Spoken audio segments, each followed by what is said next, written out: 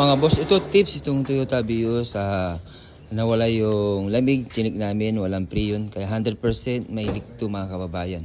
Kaya tandaan nyo mabuti mga kababayan pag nawala ang preyon o kaya ay humina ang lamig ng aircon natin, kailangan ipacheck natin, mag-ugali na magpapakarga ng preyon para hindi masira yung compressor natin. Kaya ito ang ginawa namin dito para sigurado general aircon service. So ito yung paggawa namin pag may leak, much better yung general na para isang gawa na tayo. Yung binaba namin yung evaporator, condenser, compressor para maligtis natin lahat.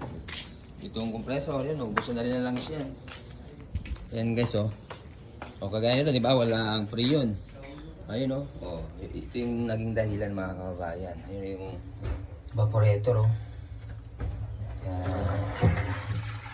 Ayun guys, oh. Ayun yung dahilan na kaya nawala yung lamig. Hindi naman mawawala yung preyon kung walang mga dahilan niya mga kababayan. Kaya tandaan nyo, para hindi masira yung compressor natin, kailangan paggawa nyo ng pag humina ang lamig.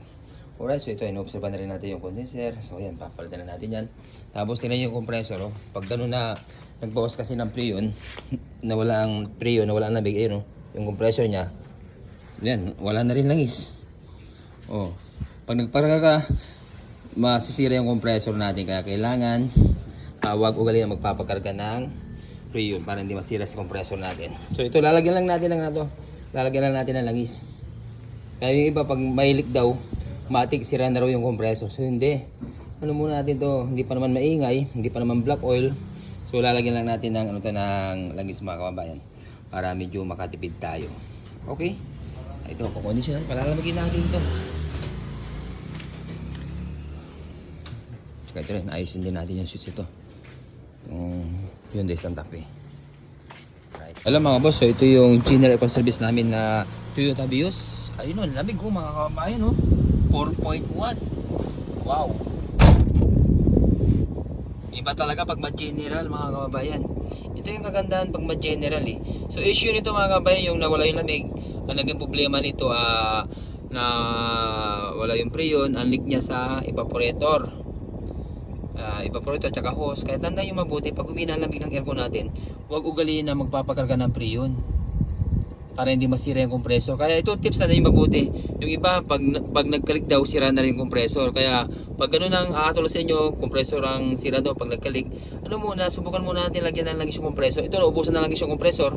Nilagyan lang namin ng langis yung compressor. Okay na, ang ganda ng lamig, oh. Ang ganda ng bumbaw, ang lamig, oh. 4.7 mga kababayan. Umabot pa ng 3.4, 3.3 kanina. So yan, oh.